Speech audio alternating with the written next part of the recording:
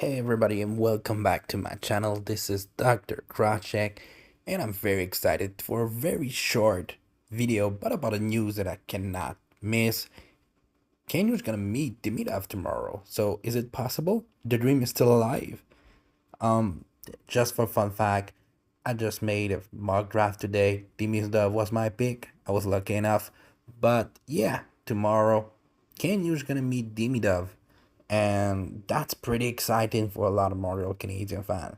And the, the hope is still alive. This is something very important that can you meet Demidov the day before the draft because when Slavkovsky was draft, they just made him the day just before the draft. Coincidence? Maybe not. The other big news about Demidov is he just confirmed that the Montreal Canadiens all years were very interesting about him. They were having multiple talk with the team, and it was they liked the talk. Demidov liked the talk with the Montreal Canadiens, so this is something very important that Demidov still is very interested to play for the Montreal Canadiens or getting drafted by the Montreal Canadiens. So I think that's eliminate completely the Russian factor for any reason. I don't want to hear it. If you say they're on number five, we must take him. It's not just like, oh, maybe we can think about it. I don't want any other name than Demidov. If this guy is invaluable, you can draft him. You need to take that guy.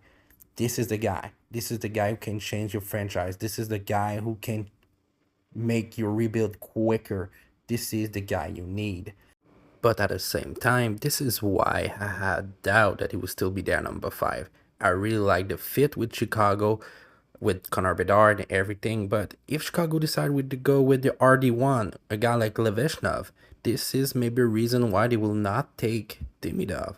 And what I heard about is Anaheim is not sold about him. They may be gonna go with a big defenseman like Salayev.